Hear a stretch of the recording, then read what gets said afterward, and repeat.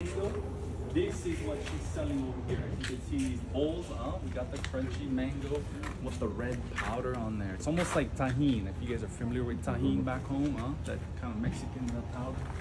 That's more of a chili powder. Or you can get it without the powder, which is just green like that. Nice. So this is crunchy. And then we're also gonna do pineapple. And that's what this red powder is all about right here. Nice. All right, that's the plum So powder. you put that powder on the powder? Yeah, you just kind of sprinkle it on there. Okay. You can't sniff it. All right, guys, here we are. So we got some mango and we got some pineapple. Let's do the mango first and then we'll do the pineapple. Okay? Carnival. Oh, also fair. Oh, that's the pineapple. Oh, is it? So you could do mango. We're stopping on a food tour. We had some crunchy mango, pineapple, with a little bit of seasoning on it. But I wanted to try here tapioca crepe banana. So you can still see from the seasoning, it stains the fingers. But this kind of intrigued my mind, so I wanted to check it out.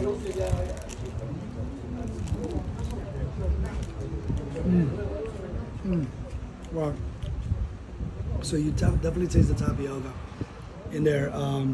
The crepe is, it's like a large bubble tea, little tapioca bubble, which is great. But you got the banana flavor, which is very distinguished. A little bit of cane sugar taste in there, but it's really, really good.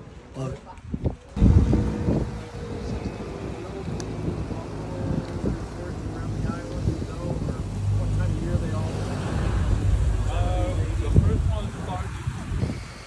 Banana beignet.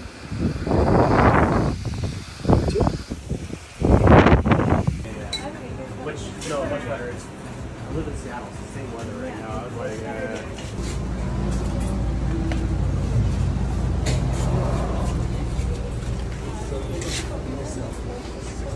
One of the local favorites. It's sashimi. It's coconut cubes. Poke bowl. Cool. What we get? Sandwiches.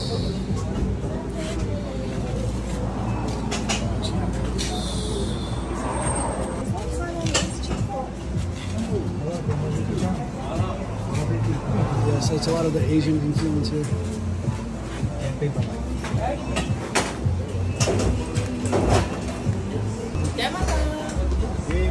Esse é a tua?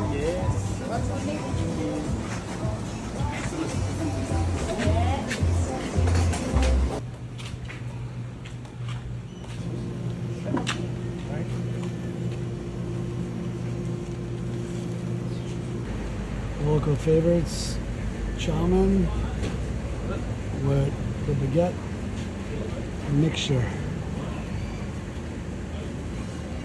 Simple, yet satisfying. sweet and sour. Oh yeah, it looks like sweet and sour chicken. Looks good. Gotta dig in. Sashimi. And they'll go in these areas where they call them ahi holes, tuna holes. It's like if you look on the ledge where it kind of drops off. Caramelina, it's a cool little spot to go for breakfast at lunch. Post office is building back there. Bank over here.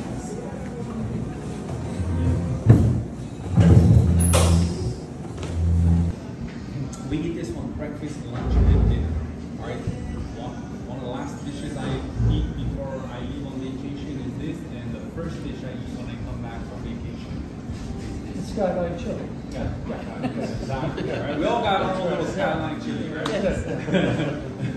That's mine, one. All right. So we eat that, like I said, breakfast, lunch, and dinner. Basically, it's raw fish. You eat it, but a lot of times you order it, it's very easy to eat. It's more out of just easiness versus the flavor.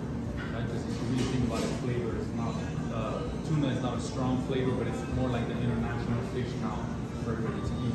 So basically, raw fish, lime juice, coconut milk. That's the base. And then, so that's how it was traditionally. And then through the French and Chinese influence, they brought the different vegetables that you see now. And now we have it onions, carrots, cucumbers, tomatoes, ginger, but everybody got their own little style, right? There isn't like, oh, this is the real one. No, the real one is raw fish coconut milk. So after that, if it's a little different, it's perfectly okay. And depending on what fish they have as well, it's perfectly okay. All right, and we like to eat this with rice or breadfruit or taro or French fries. Over here, guys, we have what we call poulet fafa. So this is chicken with the fafa leaves. Fafa leaves, what is that? You guys familiar with the taro root, the taro? Very popular in Hawaii or Samoa. So you have the taro root, that's what you usually eat, it's a starch. But this one, we're going to use the leaves of it, what grows outside, kind of similar to what you see behind you. That's what we're going to use, and it's like a spinach. So when you boil it or cook it or steam it, that's what it's going to give, but it's got a more of an earthy flavor to it when you eat it with chicken as well and some coconut. And then over here, guys, we have something that's called retia. I kind of like to call it the Tahitian flan. So basically, it's coconut water, coconut milk with tapioca flour, almost like a mochi in a way. All right, very interesting flavor to it. And then over here, we have a poe, P-O-E. This is also on the sweet side. This one is banana and pumpkin mixed together that's been cooked, boiled, and then after that we'll mash it up with some tapioca flour as well. So it's gonna have the kind of that gummy bear texture in there, and then we'll wrap it in some banana leaf and then we'll bake it. When it's done baking, we'll pull it out and then we'll press some fresh coconut milk on top of that. So that'll be on the sweet side. Really nice, but when you think about all four of these, all natural products. All right, okay. The reason being is because the Chinese brought the vinegar.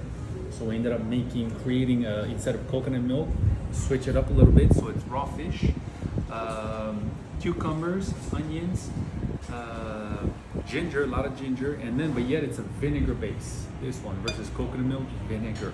We like to eat this with some mayonnaise. All right, so I know it's kind of odd to eat mayonnaise with raw fish, but it really gives it an interesting, like, creamy side to it. So if you want to try the local way, put some mayonnaise on there, and if you don't, it's perfectly okay as well. This one, this is ma'atinto.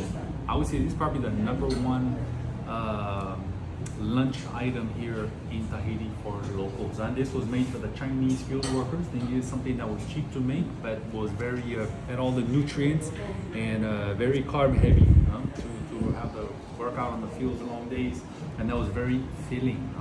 So this is pork. We have some vermicelli noodles. We have some macaroni noodles, and then we have some red beans. So very, very interesting concoction. And then we're gonna eat this with rice. Rice. Yes, we love to eat this with I'll rice. just take a plate about that big of that stuff right now. Yeah, no, but it looks like I delicious. said, this is a very probably the #1 lunch item. Me, I remember eating a lot of this as a kid with my grandparents and stuff like that. Like, because they had big families back then, so this was easy to, like, you spend 20 bucks and you eat like 10 people with it. And then we like to put some white vinegar on this. You can either eat it just like that, but white vinegar kind of helps cut through all that heaviness and really brightens up the dish as well. So if you want to put some vinegar, remember guys, you can always add, but you can't take out. All right, and over here I got some sriracha.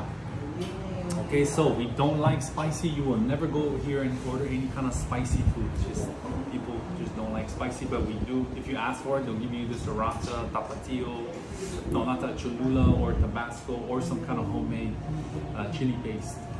So don't hesitate to ask, but not all the time they have. And then over there, guys, on the right side over there, I actually got some breadfruit for us today. Okay, breadfruit, which is uru, which was our main starch in our diet. That and the taro root, those were the two before the French arrived with bread and flour and all that, and the Chinese with rice. That was our main starch in our everyday diets. So I thought I'd try some today, really very unique to eat with either one of these. Okay, any questions? All right.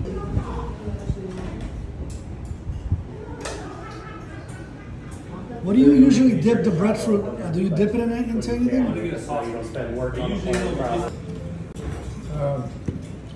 just finished on the 330. Very cool.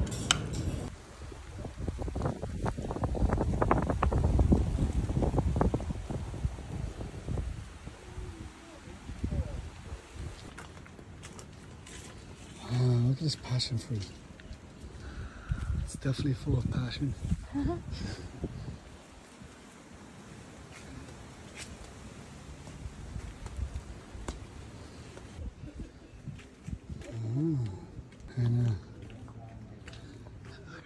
There's like little areas to sit. Yeah, guava tree. Oh, soursop. Look, soursop.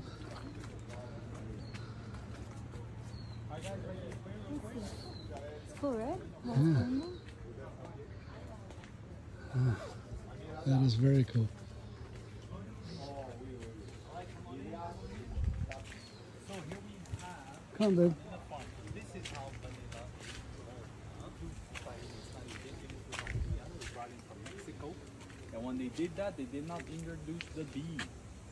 Only we have bees here, but not for the vanilla. So we have to manually pollinate these vanilla beans. So when the flower blooms, you go in there with a little like toothpick, and you scrape the pollen off, and you put it right back inside of the flower.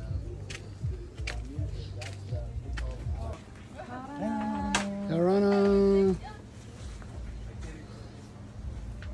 No, that's fine.